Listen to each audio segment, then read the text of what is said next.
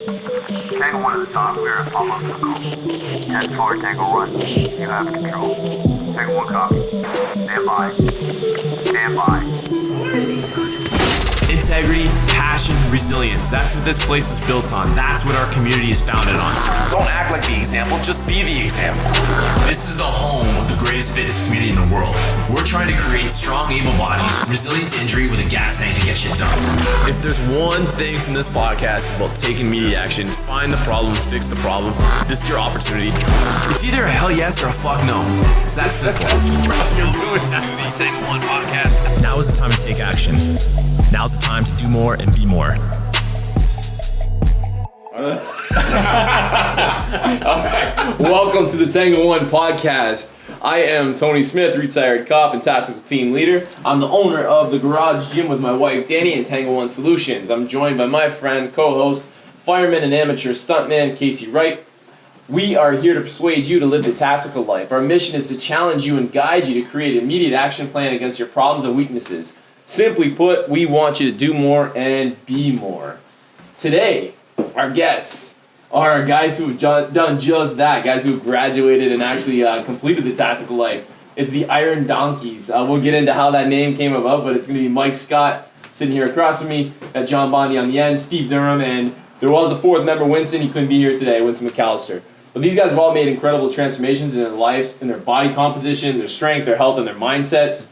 A few years ago, I decided to run a program, an offshoot off of the garage gym, and do the kind of my own thing. Try to, we called it testosterone camp. It was for men trying to improve their pillars in their life, their health, their relationships, and their finances. And these were the only 4 guys who signed up for it. And they absolutely crushed it, and they continue to crush it, and now they're teaching others to do the same. So thanks for coming, guys, and let's get rolling. Thanks for having us, man. I didn't know you graduated, though. First time for everything. I almost didn't sign up for it, actually. Like, Tony really persuaded me into this thing, and I'm glad I did. So you actually gave up a trip to Nashville for this program. That's right. I did. I missed a wedding in Nashville. It was a surprise wedding in Nashville.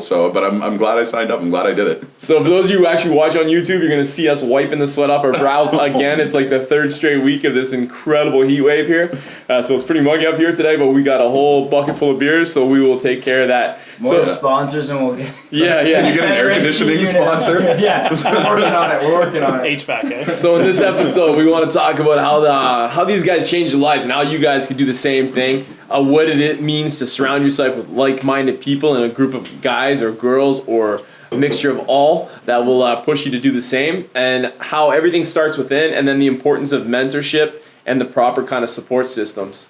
So let's just kick it off right away, man. So I guess, John, you'd be the senior guy in terms of the garage gym because you came to my actual house. Oh, I thought you just meant I was the oldest, but okay, yeah. No, is Mike the oldest? I'm definitely the oldest in this room. 4 months. Steve's got that. Steve's got that distinction as the oldest, but yeah, no. So you were one of the first guys you were the first guy in this group to show up to the garage gym version number 2, which is at my house. The one that had the bigger garage. And you're coming off a bad breakup. I remember you and I have known each other for a while, but not really just knew each other as acquaintances, similar friend groups. And you walked you called me and you just kind of showed up. You almost died. Let's talk about that. What brought you in, man? What was the turning point? And let's...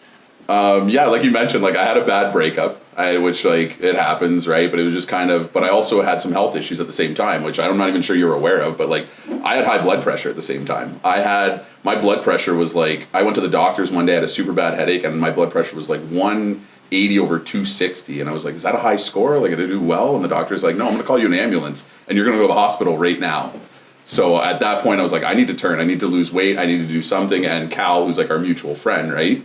Cal was like, well, Tony's starting this gym, and he's starting this thing, this garage gym out of his house. Why don't you give him a call, give him a try, right? So I came to your house, which is not the Hainer Hustle house, but the front road, and my first workout, you absolutely destroyed me. And I went home, I'll never forget, I went home and I slept on my dog's bed on the floor because I couldn't even make it to the couch.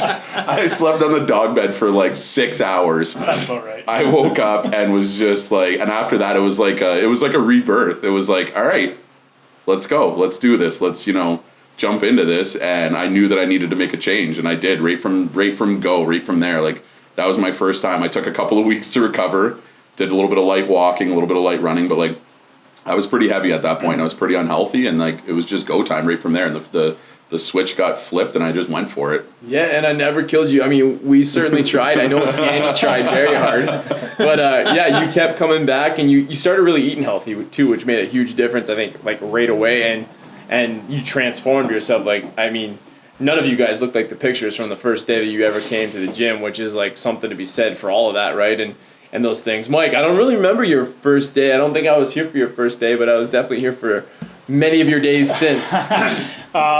No, my first day, one of your current members actually brought me out. My wife had already been several times, and they just kept talking about it and said it was so great. Liz? Liz, yeah. I thought you said she was your side. She's my side. She's my side piece. It's getting serious. We have an 8 and a 6-year-old, so it's getting kind of serious now. In a house Sorry, together. Liz, we had to throw that in. I was at that wedding. I remember that Yeah, actually. he's the best man.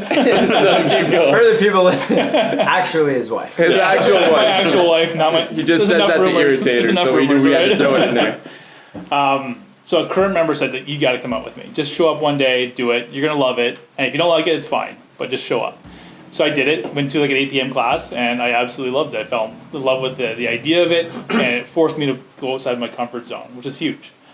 And I needed that kick in the butt. I used to work out a long time ago. I used to like lift weights, all that kind of stuff. But I just had gotten so far out of it. It's been years since I did anything.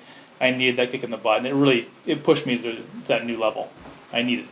One of the things, my favorite things, is to say that you actually deadlifted less at a heavier weight, significantly less at a heavier weight than you are now, which you've crushed your deadlift. Like, it's just crazy how like 3-4 years can just make such, and you've been able to do that for many years now. You're one of our strength like gurus in this gym. I'm blown away. It's been only 4 years. Like, it doesn't feel like that. It's gone by so fast. But yeah, like my first day, first few months, it was just absolutely difficult to get through the weights and do that kind of stuff. But yeah, strength skyrocketed, and going through all the programs really helped out. Yeah, and you're all over Instagram, even though you barely even have an account. Yeah. So here's the funny wife thing. Loves your pipes. I kind of was like, fooling around with my phone, and by accident set up another account. And then a bunch of people like started like following that. And I'm like, I have no idea what's going on, Liz. She's telling me this. Like, do you have 2 accounts now? I'm like, I don't know. maybe not. So Stevie, your first day, I believe you came in with our very first new to you group, right? Yep. And let's talk about that a little bit, because we talk about changes. You're number one as far as transformation, I think, that we've ever coached. Yeah. So My first class with New to You it was crazy, but not anything. But I've never worked out a day in my life before I came here. So, and that was how many pounds ago? 100 pounds ago. 100 fucking pounds ago. 100 pounds ago. That's crazy. And I remember, like, I came into that first class, and you were like, I think you were the only guy in the class, right? Or maybe one of the guys. Yeah. And I remember you just like huffing and puffing and Oh yeah, I was. and talk about not being able to kill you. Like, you just kept coming back, signed up, and like I mean, you're over 500 check-ins, right? Oh yeah, for sure. Like, you're downstairs on the wall, and you're actually mad about the picture on the wall, which is probably you 60 pounds later, Yeah. about 40 pounds ago. And even when I was reviewing for the camp, I was looking at the pictures, and like your picture there, they don't even. Have you guys seen any of those? Looking at those lately? Not a lot. It's crazy, man. It's crazy. Like, you took that camp, and you took it again, and then you just like kept like crushing it, and it's your consistency, your reluctance to like ever stop. I That's remember. such a crazy point. So like, I'm new. You guys all started before I did, even, right? And then like seeing pictures on the wall, like when you got your 500 day, and I put it up on the wall, I looked at it and I was like, who is this guy? Because when you look at it, it's like, it's amazing the transformation that like all 3 of you have. Mike, I'm still coming for all your lifts right now, but All of us are, I think. yeah. I but remember. just, I remember like, it's Steve's. insane. I remember his first day. Steve's first day when he came in after the New to You, and Tony had actually asked me like, "Hey, you were just finishing another class." And you're like, Steve just finished his thing. You would like, can you walk him through just the warm up, right? Like our wall squats, that kind of stuff. And I remember this like shy little guy coming in and like wasn't kind of sure. He was kind of like sheepish and looking around and wasn't sure what to do or where to go or who to. And he's like, can you walk him through the workout and walk him through like the starting procedures? And I don't think he said boo the whole time. And now like this I guy. don't say Like, anything for 6 months. I was here, really, but Yeah, you know what? I think that's like a very good point. But I think somebody's done that for everybody in this group. Like somebody has been the person, and it's not usually an instructor. Maybe John with you because there wasn't many members back then. But I mean, I even think like Andrea and Nikki, who works for us now, but was a member then. They walked me through my first walked you stuff. through. Do you remember who your kind of first mentor in this gym was? Was it like I was a Bart or member something actually. like that? Yeah, it was an existing member. Yeah. So yeah, and he helped me out, and he's a good buddy of mine. He just like dragged me out and said, "You have to do this," and went through all the warm-ups with me, made it comfortable for me, and probably for the first month came every day with me. It made it so much easier. It was comfortable then, and just took me through the whole thing. You awesome. need that though, right? Like just to get going. Well, I think you do, and I think it's important, like not just a coach, right? Even if you're a teacher listening, like probably a good idea when you have a new student come into your class to partner them with somebody who's, not the teacher's pet, but not the kid that's skipping out. Like it's still a good idea, right? Yeah, it represents leadership and like also like you see it all the time, and like I know we look at it in the gym a lot, and it's like if you see somebody struggling, you're not an instructor, but you've been in this class for 2 years, you know the movements, you know everything. You see someone new or struggling, like go out of your way to help them, because that's what gets these people like. I think that's what's amazing about this place more than anything is like when you see one of your clients teaching someone new how to do these movements, that's the best thing ever, because one, it takes a bit of heat off you because you got 15, 20 other people to worry about, and it just shows like them as well. If I'm getting taught by someone in the class, this place is pretty legit, because not only am I going to learn how to do the movements, I'm going to learn enough to teach the movements to someone eventually. Well, it's a comfort thing too, right? It's like, hey man, like I've been there before. If you're struggling going through the ski or the row or whatever, and you see somebody really kind of struggling to push through something, it's a comfort thing. It's like, hey man, I've been there before. I've done this before. Like you can do it. Like you can get through it. And where if it's coming from a coach, it's one thing, but coming from another member, it's like, hey, like I know where you're at right now, buddy. You can get through this. As a non-athletic guy, having that was huge, to be honest with you. Like having someone who is also not incredibly athletic say, hey, it's not that big a deal. You're going to get through it. Just do whatever you can. And just muscling through it for the first month or two was huge. Well, let's unpack that a little bit. Like, so I know, and I know exactly what you're saying with that, because I feel like, I have my shirt off a lot, and I walk up to people and I'm like, I'm like, hey, it's gonna get easier. Yeah, stick to it. And people like do get that opinion, and Casey's the same way. It is like, oh, easy for you to say, right? Easier for you to say you haven't like walked in my shoes.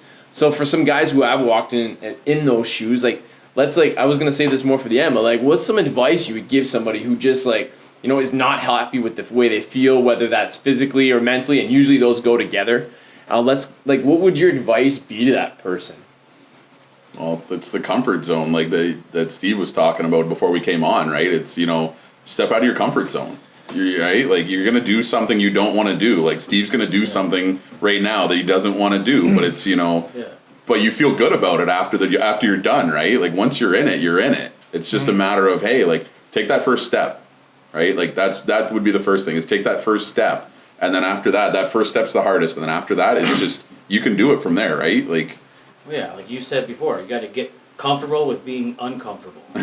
Yeah, and this is proof. I mean, you're kind of doing it right now. You did not want to do this podcast. You said more words than we bet on earlier. What was the over-under? What was the over-under on how many words 12. Steve was going to 12 for half hour. I would have taken the under on that bet. But don't you think that everything you guys have done, like not just with me, but in your lives, like the more you step out of your comfort zone, the easier it is to step out of your comfort zone to do something like this. So I guarantee Steve 100 pounds ago would not be on this podcast. No. Right? 100%. And the other thing you've done is you've brought some real good friends that are also going to make you feel more comfortable. And that if you stumble for your words, we're going to jump in, and John will definitely jump in. I'll always help Where's you. the off button? Yeah. But we always I would have never known Steve other than this survival camp.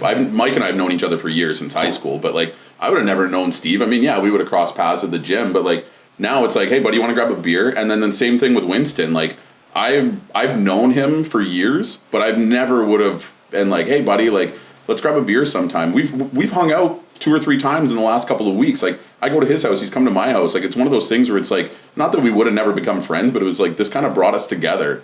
Like getting out of our comfort zone opened up new doors and new friendships and new things, right? Like, yeah, it certainly expands your circle of friendship. And just there's a lot of people out there that maybe you wouldn't have bumped into before that now you have a common interest, right? Working at the gym, that kind of thing, and just you have common goals. So yeah. It's a big thing with those experiences. Like Tony talks about, like at the start, like he walks around with his shirt and goes through all this stuff, or like it seems easy at times, but it's like everybody's had that point. Like I remember rookie year at like university, and you have all these senior guys, and like you're a group of young guys, and I remember we had this training regimen that got you really strong and big, but it was probably not the healthiest thing in the world. But we did hang cleans almost every day, and you're trying to rep all the stuff. And there was a point where it was like, if you can't hang clean this amount of weight, you're not going to be a good player, right?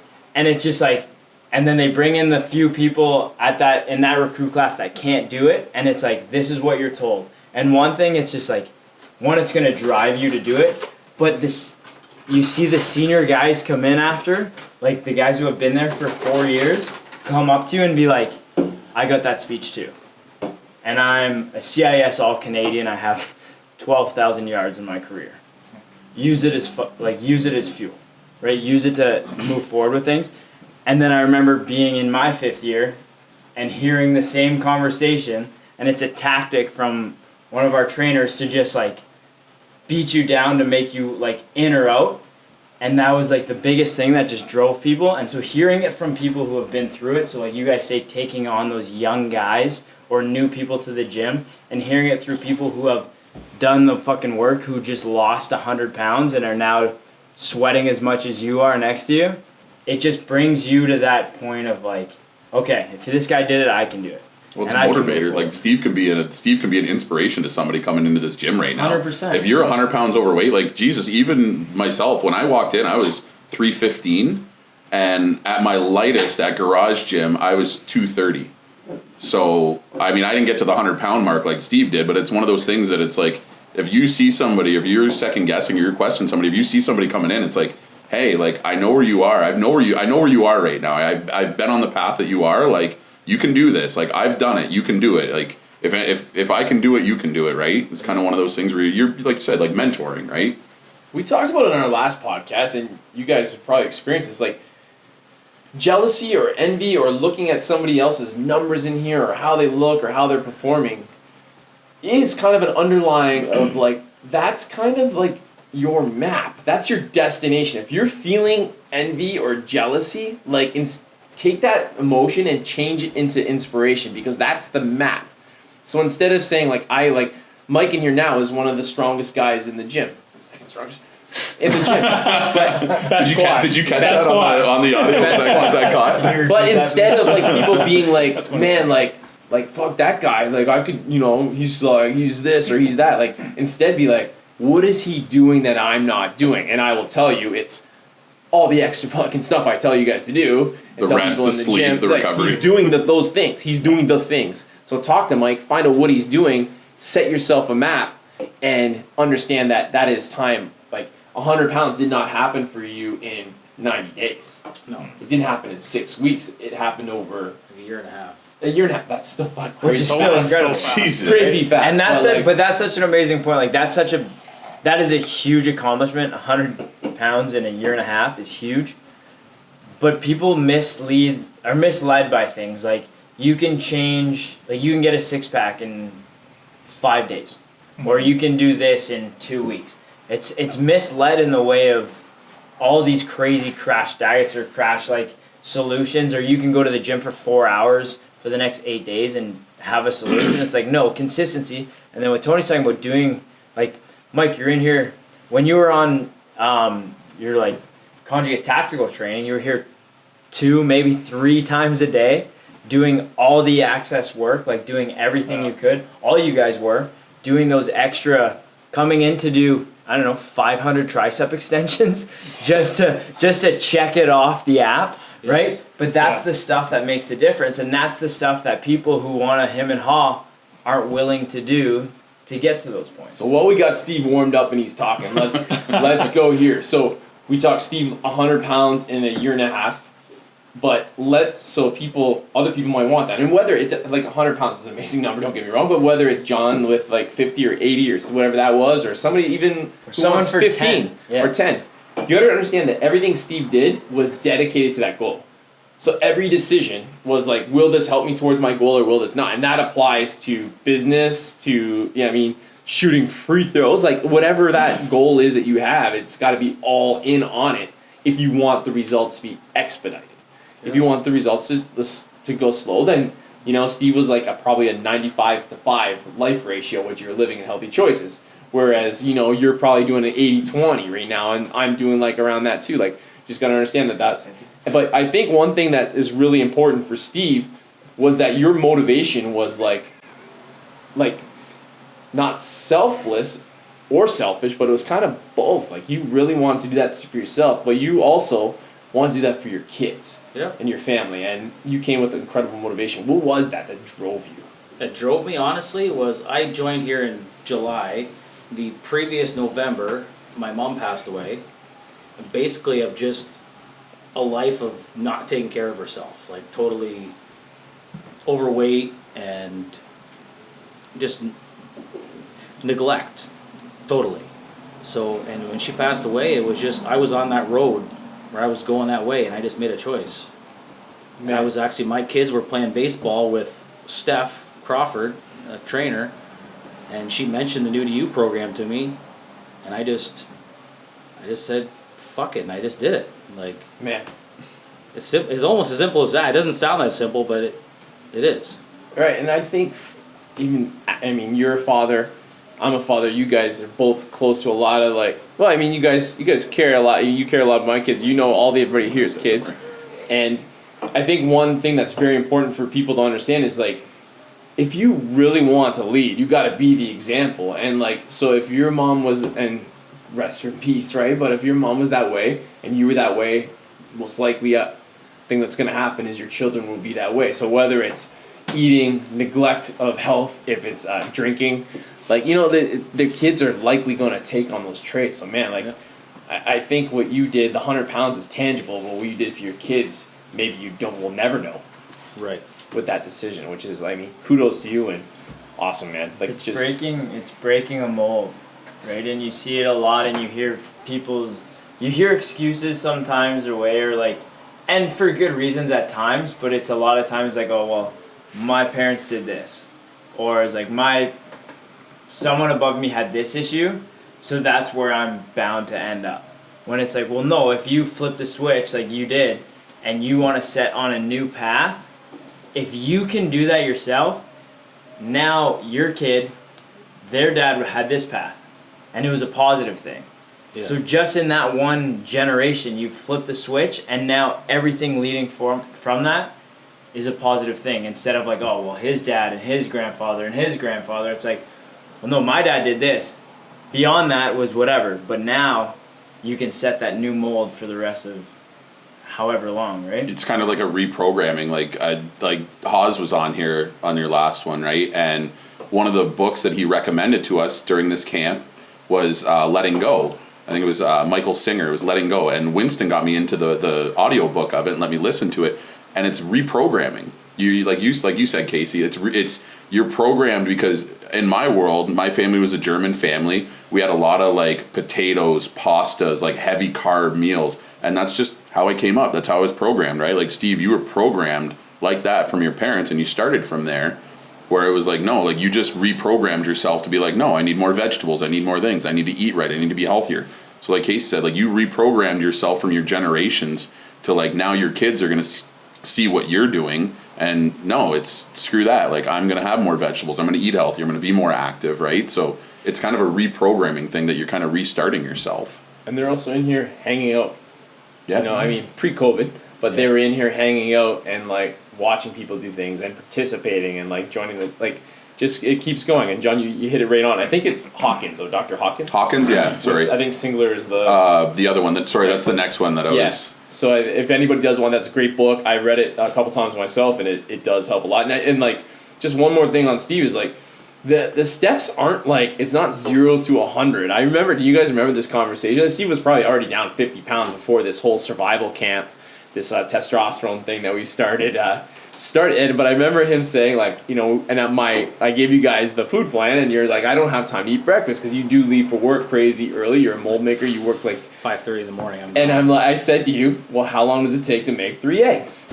And you said 8 minutes. And I said, set your alarm 12 minutes earlier. Simple problem, simple solution. Like, it's like, and you're like, and you looked at me like, wow, that was, yeah, you're right. Yeah. And it's just like, sometimes it's just that little kick in the ass that you need, man. Quick Shit, I hate when Tony's right. So let's take just like a second. You guys fill up your beers if you need one. I'm going to read in from everybody's favorite financial advisor, friend of the Garage Gym, and longtime member. So Stephen Kidd, financial advisor. Does your financial advisor take the time to really listen to you? Is your financial strategy personalized for you and or your family? Will your financial advisor be there as your life and financial situation change? When you work with Stephen Kidd, your local Edward Jones financial advisor, he focuses on what's important to you. You'll work together and use established processes to create a personalized financial strategy backed by the advice, tools, and resources to help you reach your goals. And you'll partner to help your strategy stay on track. Contact Stephen Kidd today at 519-734-8599. That's 519-734-8599. Edward Jones, member, Canadian Investor Protection Fund.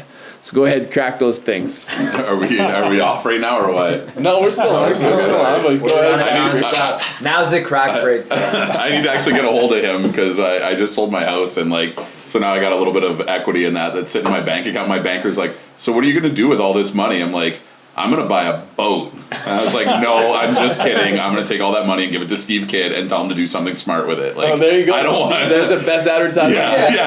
Here, just take all this money and do. John, you're not going to get paid for this. I know. I'm really.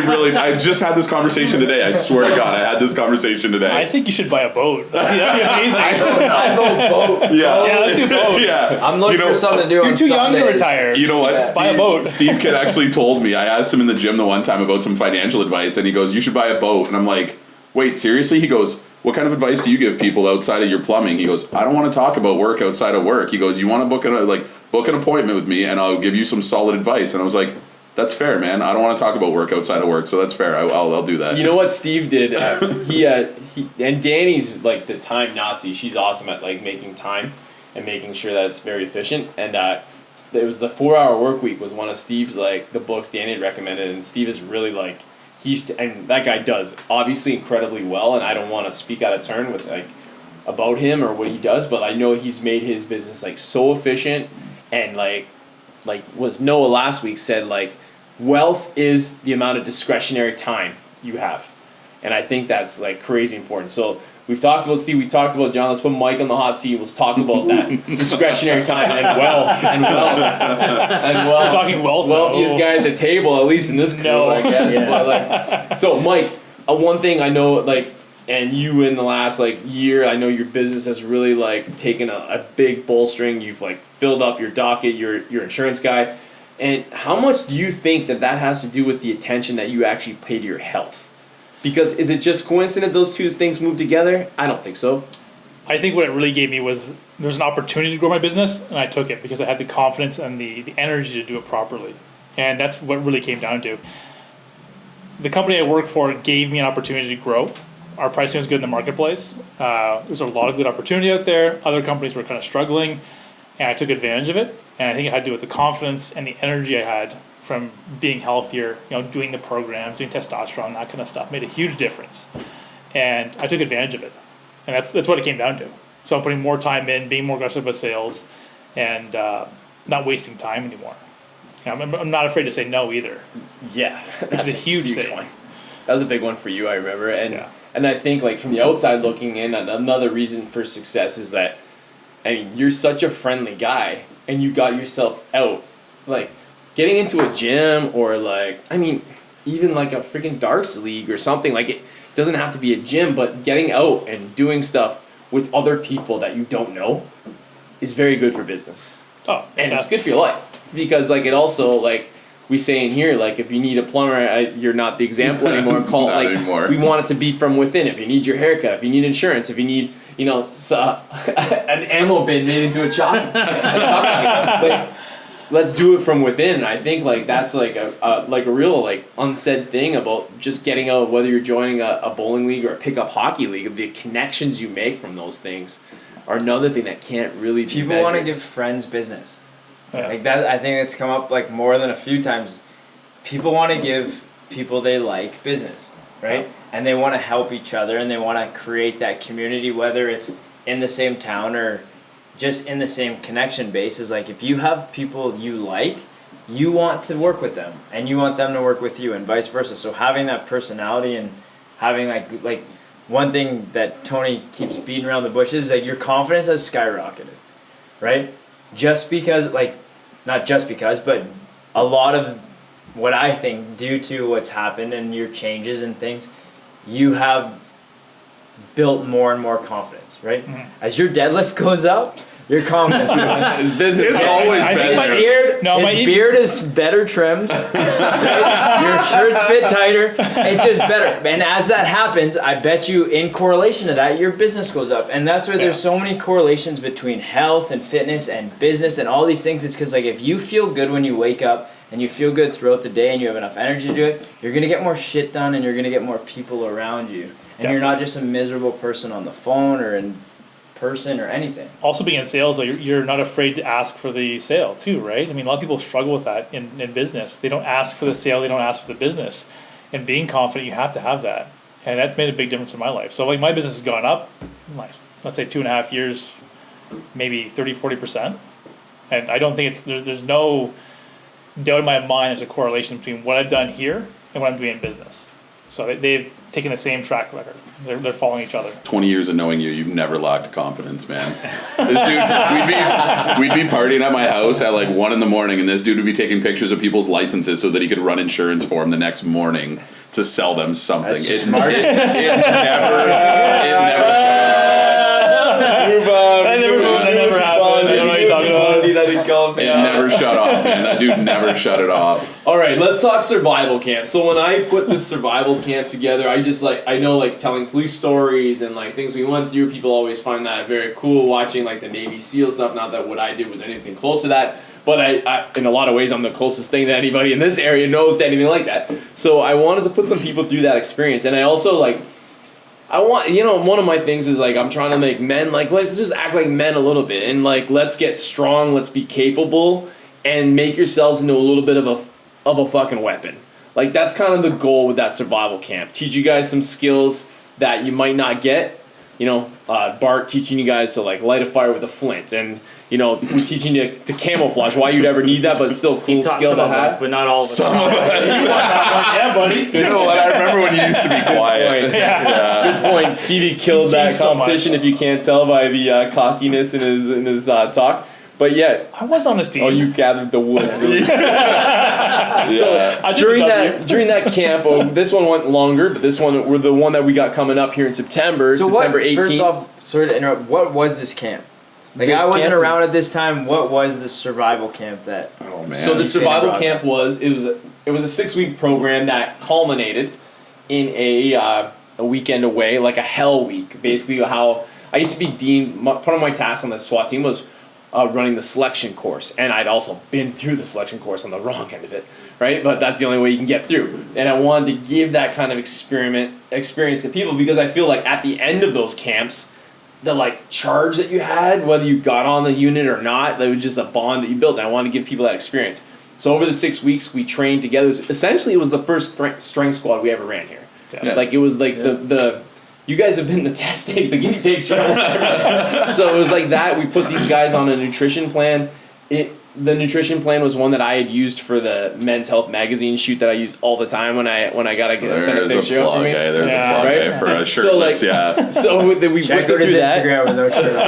Any reason to take a shirt off? And every photos. weekend, we did some kind of adventures. So one of the adventures, Randa Marcos took us to her jiu-jitsu gym, where I got tapped out. Oh man, we wanted to mention. You asked us I to talk beat you about to it. funny stories. I never heard Tony make a noise like that in my life. That was a really weird groan. That little man got him in an arm bar so fast. black belt. He is a black belt. I have The no. best part is you fought it too. You're Yeah. like trying to get out of it. Yeah. And I think That was a bad decision. Yeah, that was Snap it or tap it. Should have tapped. Yeah. So we went to UFC fight camp. We had the Windsor Police sniper team from my old team come out. cam these guys up, taught them how to hide in the woods, which was insane. The videos we posted that day of you guys hiding in the woods were crazy. Because you guys are not small dudes. And remember, Winston is not small either. And that guy was in the woods forever and got poison ivy. But, you know, he had mental toughness. We went on a sailboat racing team, and then we went up north to Bart's Hunt Cottage, where we like really got after it. And that's where it kind of surprised you guys, though, because we brought Dave Hawes in. Who Dave Hawes is like, he's the opposite of me. He's like, you know, he's a vegetarian, he's very spiritual, but he brings like a whole other element. And Dave's kind of one of the guys who really helped me to get through some of my demons and exposed you guys to that, which is a whole new thing. So during that survival camp, like, I don't know, what would be like the highlight for you guys? What was like the funnest part? Or Dave mind fucked us. He really did. That whole, like, when he started with Steve, with the like, if you won the lottery, you right? had $1 million. Yeah, what would you do? What was Forget the rest of it. You got me on the podcast with that week too. Yeah, I remember hearing that, right? And he brought it up with like Steve, where it was like, okay, you got all the money in the world. What do you do?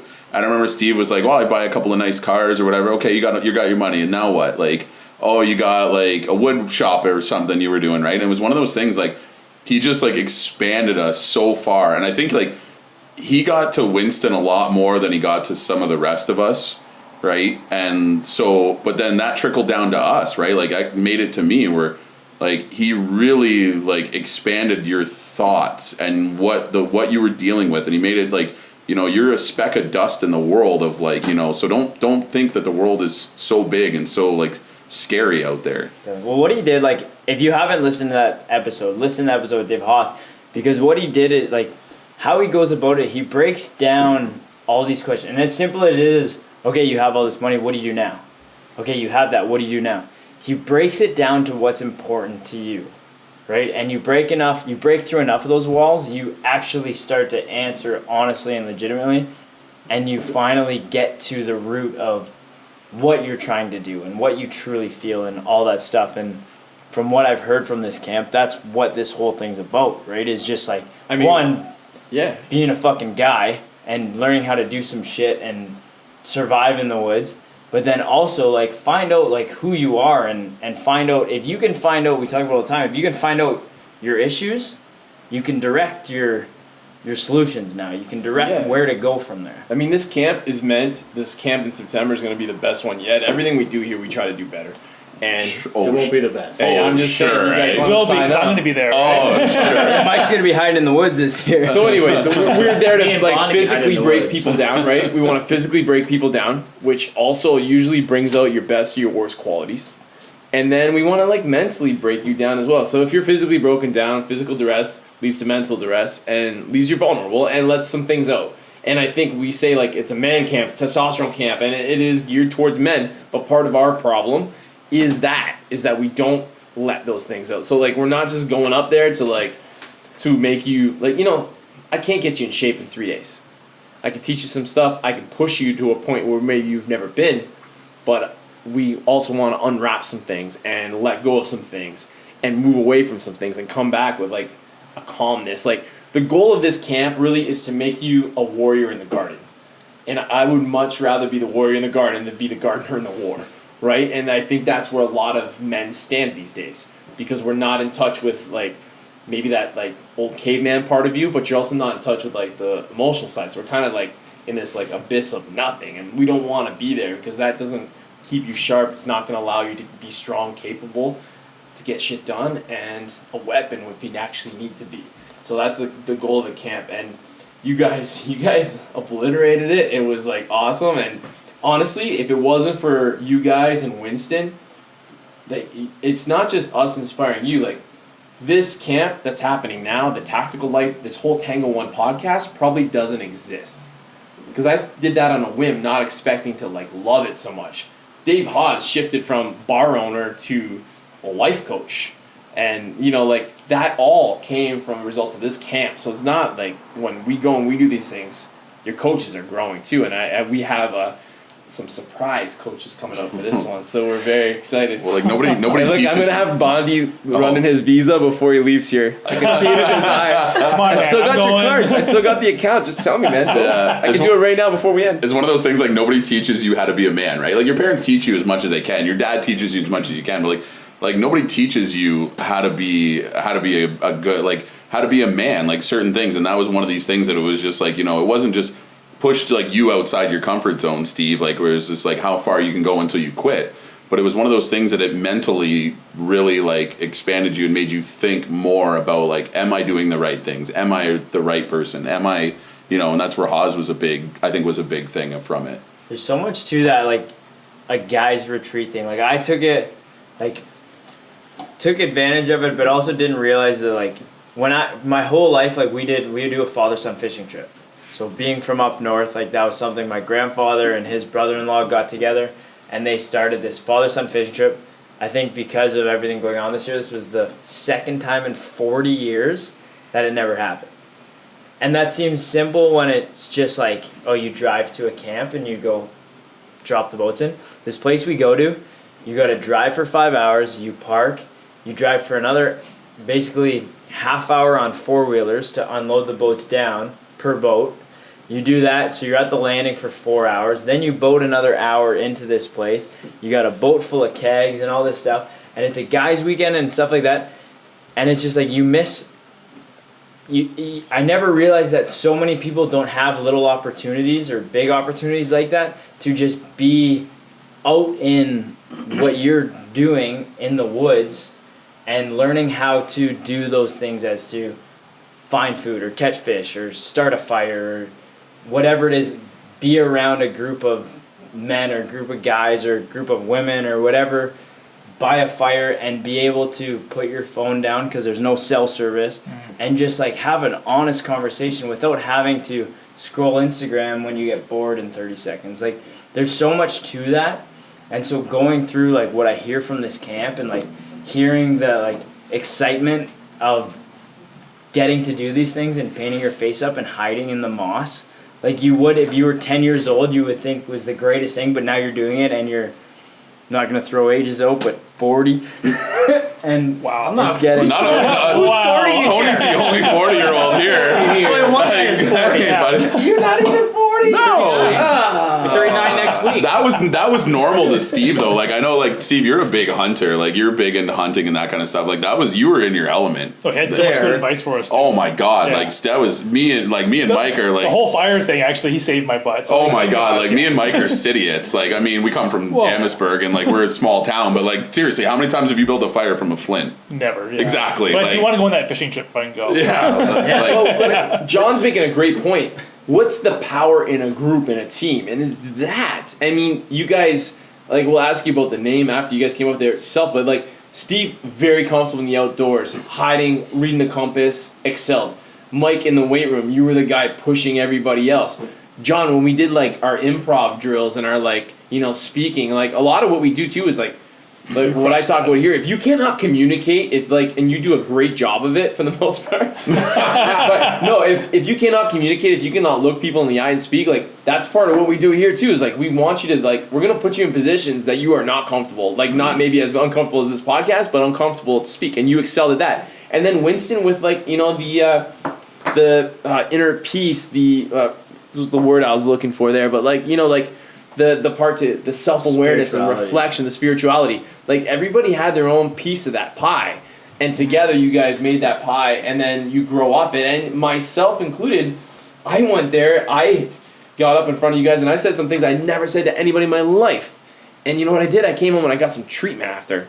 Because you start to realize, like, I'm like, wow, I'm like, fuck, I got some fucked up things. Like, when these guys looking back at me like, what? Like, is this for real? I thought my job was hard. Yeah. You picked us for certain reasons, for certain things. Like, you knew, like, I would be okay on the talking aspect. You knew Steve would be okay on the compass and that. So, like, you picked Mike to do that, knowing that, like, hey, this is going to make you push and learn more.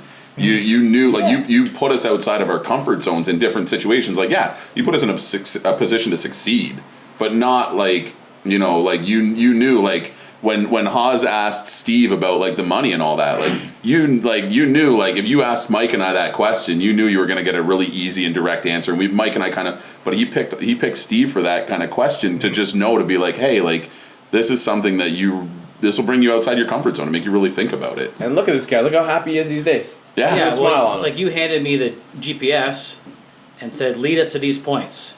If I was by myself, that would be no problem. I could do it. But leading a team of people, I was flustered. I couldn't do it. And you actually pulled me aside and said, just because you're the leader doesn't mean you have to lead. Yeah. You don't have to do everything. Right. Right. And Winston had the GPS before me, and he was. So basically, that was gave me the green light to be like, you know what, Winston, take this, and this is your job. Here, go. But And that's a huge part, though, right? Yeah. It's like you know your strength, and being able to use that. And if your strength is you know where to go, but you're not a talker, one, try to get to the point of talking, but also know, hey, my strength here is Bondy. Bit of a talker. Wait, Okay? sorry, did you say Bit of a talker. strength? So pause. if I whisper to Bondy, we should go north. Hey, we should go north. There it is, Yeah. right? So now you guys are using that together, and it's like, oh, there's a log in front. Hey, Bonnie, tell Mike to lift the log. I let everybody know There it there's is. a log in So front. then it's just like now all of a sudden you're a team. So you're no longer Steve trying to pull these two along. It's like, well, now you know where you're going. John's entitled and excited because he's doing his part, and now Mike's also doing his part. So now everyone's feeding off each other, and you're gonna have the most success from that. And you're also now learning that, because I guarantee as you hear him yell, let's go north, you're probably like, I could have just told everyone to go fucking north. Well, yeah, and I don't know how much you want me to divulge from what we did up there, but like, the drive to where we were going in gas mask with duct tape on it, you driving like you're driving Man, like if you we got stole it. if we got pulled That was over, amazing. if we got pulled over, we were then just like you're I Tony was thought of that like, earlier when you With Elvis blaring. because I've been in those duct tape masks before. Yeah, and then pulls me out and says, "You're in charge." Why? yeah, what were you doing? Okay, He actually did a leadership We did camp a with leadership camp. Our university team, we had all our captains came together, and we did a leadership team with them. The first time I actually met Tony, I think it might have been covered in an early podcast. It might have been cut out. But the first time I ever met him, he tased me. Oh, I remember this on the one sounds about podcast. right. I remember And this. so we went for this leadership thing, and we did similar stuff. We had the team cooperation stuff. We were blinded out. We had to go through obstacle courses. I don't want to reveal too much Yeah. if this is moving forward to something else, but at one point, whether you're going to use this again, he's like, anyone want to get tased? And it was for whatever reason, something I've always wanted to do. I don't know why, but there's just things in life I want to bungee jump, I want to skydive, and if I could get tased under a controlled setting, I kind of want to try it. Just to say I did it and to see what it feels like. That's still better than the first time I met Danny. So And so, sure enough, I go and do it, and it was with one of my friends. So, well, two of us are up there, so they get two people at a time, and it was with Clark, one of my meat stick friends, who's also volunteered, same thing. And he gets shot first, and I think only one of the prongs stuck in his back, so it didn't create the circuit. So I'm watching him he's also 6'4" and 78 more pounds, but he drops to the floor, and it was like, oh, it doesn't look so bad. And then all of a sudden, I feel two of them like in the back, and then I just completely entire body cramps up. My leg kicks back. I'm uncontrollable, shaking, fall to the ground. Tony's, what I learned later, was the one behind the trigger. So after the 5 seconds, I'm laying on the ground. I finally relax. And then just for fun, I just hear in the background, "Taste!" And he shoots me again after I was completely Sounds about right. blind on the ground. And What's the statute of limitations? wasn't fun. Do you think? Anybody know? if it's voluntary, there's none. Yeah. All right, so September 18th, 19th, 20th is going to be the next Tango 1 survival camp. It's going to be held in Essex County this time in parts unknown, which we will not disclose. We'll probably be hitting a couple of sites. It's going to be amazing because now my network of people is like right here and together. Hope you get tased. Before we close this out and we want to do a little bit of a rapid fire with you guys, I want to give a shout out to my boys Axel Films. So if you guys need another beer, grab your beers now before I start the read in. Yeah, might as well. Is there enough in there? Might as well. I just hand them out. Yeah, just hand The them out. last time it was... All right, my guys at Axel Films, they're a video production company. I met with them today, and they were here providing us creative strategies and powerful video marketing campaigns. They are perfect for building your brand. They provide creative video services for small and large companies alike, having worked with brands such as us and the Toronto Raptors. like we could be in the same words of those teams, but it sounds nice. And so if you're a motivated business owner looking to launch a new product or service, Axel Films has the experience and the know-how to bring the attention to your brand through their creative video marketing. I've never had a person burp during my read-ins, but there's a first for it. Anyways, guys, if you are looking to build your business, build your brand, give Axel Films a shout. They'll do everything from strategy, concepts, and writing to producing, capturing, and editing your final branded video. Visit axelfilms.com to learn more and tell them Tango One sent you. All right, let's wrap this thing up with a little bit of rapid crack, everyone, fire. if you need another yeah, one. crack that baby open. Okay, like I said in my post, we got a bucket full of beers and a room full of knuckleheads. Proof there. You loaded up. You had to load up for this. All right, so listen, let's start right with the knucklehead number 1 here. Okay, Is that me or you? that's you. definitely Oh. you. That's definitely you. So John, since you started with the garage gym and not just with us, just like at that point in your life when you started with us, what's the thing you're most proud of? Whether it's health and fitness, business, relationships, what is it? For me, I think it's definitely the being able to overcome mental obstacles now. Like it's physically, like when I first came into the gym, like I wanted to hit a 7-minute 2K row. Like it was one of our big staples, and I hit that. And then I wanted to hit a 500-pound deadlift, and I got pretty close. I got up to 475, and like the physical portion of it was like when I first started with the gym, that was a physical portion of it. But now that I've moved on from the physical aspects of it, it's like it's more of like I'm more proud of the mental aspects of it, the things that I can overcome, like the tools that I have in my toolbox that when I see things that you shouldn't see, or you do things that happen to you, it's the fact of like I can get over this. Like I've seen this before. I have the mental tools in my toolbox to overcome things now.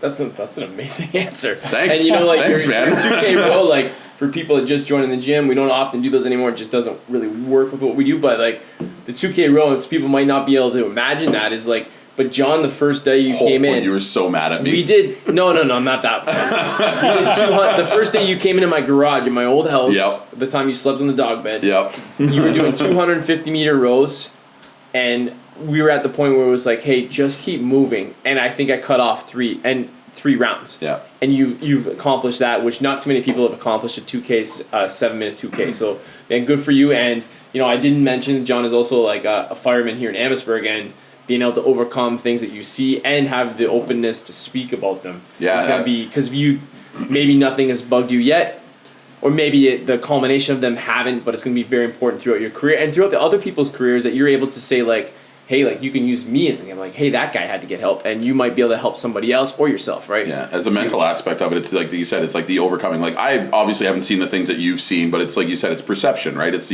what you've seen is what is perceived to you as as a bad day.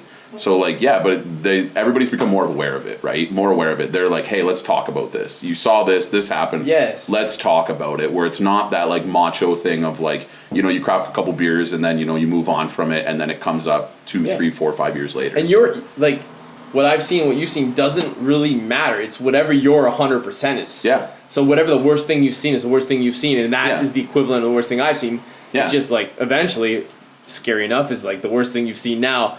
You'll think is like it's the tools to overcome it now, right? It's like I have the tools in my toolbox, so that's what I was saying. Like the mental aspect of it, it's the tools in your toolbox to overcome these things that you've done or you've seen or you've been through. Like you just knowing that, hey, I can get through this. I have the support, I have the tools, I have the things that I need to get through it. And on that These guys are topic, almost sitting on the edge of their seats right now. but on that topic, I'm done. I'm out. on that thing though, it's like you see, like it's a valid thing because John is one of the senior guys at our department, and I'm in his station and on his squad, and he is one of those guys who is one of the first people to say, like, if you're at a shitty scene, he's one of the first guys to be like, hey, you good?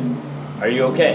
And that he's seeing it too, but to be able to have that confidence to say to someone younger, even someone older, it doesn't matter, but to be able to reach out to someone next to you and be like, that was a shitty call. Are you okay? Are you okay? What's going on?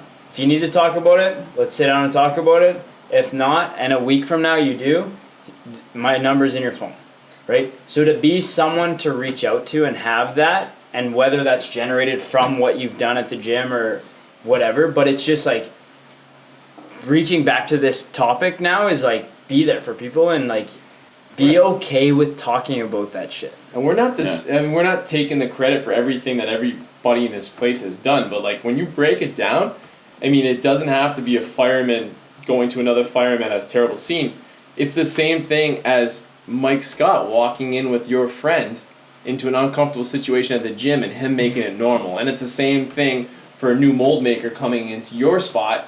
And you, when they feel overwhelmed, overworked, and like not understanding, you being able to say like, "Hey, I felt like this before, and it's okay, and you will feel better, and let's do this, this, this," and providing actual steps. Like it all comes in the same kind of boat. It's just the circumstances might be, graver when we're talking life or death, but every day does sometimes equal life and death. But like you've said, like your bad day could be a bad day, but somebody else's bad day might not be as bad. But to them, that's a bad day. Because Like, someone's It's all relative. Yeah. It's all you've relative. seen some fucked up shit, but someone who never has, and the worst thing that's happened to them is like they smoke their toe off the ground. To them, that might be as severe as seeing, like we talk about, as seeing that dead body. Yeah. Right? And you have to It's like- kind of It's like Mike Scott when we do Zerchers. Yeah, his Like, forearms I mean, are his killing forearms- him. Oh, that's those desk I'm really hands. good at Zerchers, That was right? Those are those desk I'm better hands. When now. there's a towel on the bar. All right. Not a let's towel, move on. it's a pad. We beat that one to death, but important subject. And man, fantastic. I mean, just shows, John. I mean, the things that come out of your mouth these days are just—it's awesome, man. Thanks, I can man. just tell you, I there's been a attribute lot that of, to you. a lot of growth. I mean, no chance that it's all me, but I would like to think that nobody can get that far in. Okay, but, let's talk about Mike. So, what do you think? Your greatest struggle was? Oh, What was your greatest struggle, or what is your greatest struggle still that you may be encountering? In terms of, let's go with health and fitness for you. Yeah, it's right now. It's obviously just weight management. I'm just trying to stay on my nutrition, make sure I'm eating the right food, doing the right things, and I'm so easy to go off that course. And that's why doing the fuel program has really helped me out quite a bit. Going through COVID, I mean, the old Mike would have gained like 20 pounds immediately because I'm at home and there's chips in the cupboard, right? But talking to Danny, walking me through it, making sure I'm not making bad choices really helped me out. So weight has always been my issue. It's been an issue since I was probably like 7 or something. So like it's gonna be the rest of my life, just managing that weight.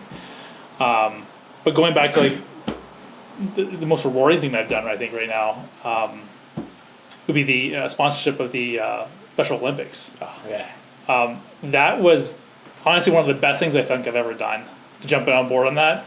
And I was so happy I did it. Absolutely amazing experience, seeing those kids being happy, going through the lifts, and just being a part of it. I mean, it was absolutely amazing. That, I think, was probably one of the biggest changing things in my life right there. Other than having kids and getting married, obviously. But that was huge. Wait, for you're me. married? Yeah. Well, no, it's just a side piece. But, You've done some incredible But that things was in the fun. gym as a whole, and you've been there. All of you have really been there to support all of them. And that Special Olympics event was just something so special. And one thing I forgot to mention about the survival camp, so it was building on all of our pillars, and I think the final task before we went away is I had you guys run a charity. And we ran it the at Border boxing, City yeah. Boxing Club. Oh, man, and you that was guys didn't fun. know it was coming until a good 10, 14 days ahead, as I always do, which I know drives Mike Scott crazy, but that's the way I operate. And you guys, without me, I was just kind of like the voice to send out the emails, came up with, we were able to raise, I think it was 80 backpacks, absolutely stuffed full of school supplies, ice cream for kids, snacks in one of Windsor's, most economically challenged, if that's the way you say it, neighborhoods. That was the low-income army. neighborhoods. That was the army that put that stuff together, Yeah. man. Those people donated so much stuff. Yeah. Like you said, the backpacks, the pencils, the crayons, the erasers, like all that back to school stuff. Like that was the garage gym army. Like they we came. asked, and they gave so Oh quickly. my god! Yeah. Like, Things that we kind of all take for granted, my kids don't struggle for pencils and pens, and to watch kids come in there and how appreciative them and the parents and everybody was, and the people at Border City who do so many great things for that community. That's been the Ford City area has been under tough times for a very long time. They're starting to make a huge comeback, but you guys did some great work, and man, that was to me that was one of the epitomes of the survival camp, was that weekend there with all those kids we ran a fitness class for them, and then did hand out those book bags, watching them run out, and kids coming in to ask if they could have one for their brother, and then giving it to their little brother outside. And that was just a phenomenal day. So, Steve, what is, if you were going to give advice to one person, somebody like you were, what would it be, man? Other than taking the first step, we've already said that. What's the one thing that's helped you to lose 100 pounds to become this guy who's just like so relaxed and smiling all the time, and not nearly as sweaty as you used to be? Like, look at you, zero sweat today. It's like 100 degrees up here. Warm up here, but yeah, He's like calm and cool, man. I'm dripping. That's why Dying here. so you guys all wore hats. So what is it, Steve? What would be that? I don't know. It's just, if you're not happy with where you're at in your life, your relationship, your career, whatever, just make a change. Like, it's worth it to you, to your family, to your kids, to whatever. Like, whether it's your weight or your relationship or whatever, just, you got to do it. Got to move forward. Exactly. I think too many people spend a lot of time just talking about what they want, and very little time mapping it, and way less time even moving towards it. And stop saying like, oh, that seems like good. Yeah, I'll look into it. I'll do it. It's like, oh, I'll do it. I'm like next week. It's like, show up tonight. If you're thinking about it and it's 4 p.m. and there's like a 5 p.m. or 6 p.m.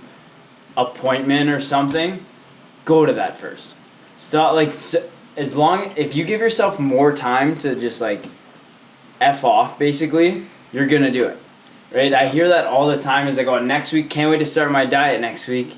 Well, you know what, Sunday was a tough day. I had 17 Caesars, and now I'm in this dark way. Shit, we gotta hang out with Casey more on Sundays. But it's just like, it's like if you are thinking about it, and it's like, oh, I'd love to start this new gym, right? And it's like, well, when do their classes run? It's like, well, they run 6, 7:30, and 8 o'clock. Their promo. Right? Yeah. But it's as he gets it wrong. and it's 5 o'clock. Yeah, that's close. why I shift because that's What not kills our me gym. is people with... And it shifted, and it's like, if you want to do it tonight, because you're going to sit up and watch TV for 4 hours, go do it tonight. And then now it's like, all right, now you're in it. The hardest step is already done. You're set. Quit procrastinating. Don't give yourself time to think about it anymore. Just dive into it. Exactly. Same thing with guys who I find with quitting smoking. I was a smoker years ago. Everybody, well, Really? January 1st, I'm going to quit smoking. Well, why don't you do it today? I didn't know that. I didn't know you were a I smoker. smoked for like February I smoked for like 12th. 10 years. I quit Next January. Next January. I quit when my daughter was born. I quit smoking. Wow. And it's like, why are you going to wait till whatever, The layers November of Steve 1st? Durham. Wow, it's an Exactly. onion. Don't stop. And you know what, like, guys, I think it's important to like I think the holdups I see the most of people walking in this gym is they walk in, they say this, and their first answer to me before they ask their question is, I know what to do. Well, you don't, because that's what got you here. So let's have somebody else who can help you that knows what to do, because like, you know, I don't know how to like plumb, or I don't know how to like do, like, there's things I don't know how to do, and I don't Or pretend build to know how to things do or put things together. and- Yeah, So- I've seen your handiwork. That's why we have Bart, right? That's why we have that. So the best ever. That's why we have that situation, close because this you up. are so... You might remember this. Remember I spent all day making the thing for the coat rack. Yeah. I And remember I put that. it on the wall, and everybody's like, wow, nice coat rack. Who did this? And I'm like, I did it. You were so And proud then of like it. You 10 were minutes so into proud. class, the whole thing crashes down and the coat's on. I'm like, yeah. That's where we have our resident Point being made is handyman. I should have hired somebody or got somebody to teach me how to do that properly, anchoring things into the wall. Like you But said, anyways, know your limits. well, yeah, know your limits, stay in your lane, and if there's anything from this, it's take action, consistency towards your goals, and like when you decide to change your life, you change your life. It's not like a 3-month or a 6-month. It is like a forever thing, and that's how you continue to have results that you guys had. I'm so proud of you. Thank you for all your support, and thank you for coming on here today. Let's Thanks, man. cheers it up. Yeah, It's it's been all fun, yeah. I think Cheers. that podcast was That was gold, fun. boys. Wow. You might actually get some good stuff from Yeah, that. we might.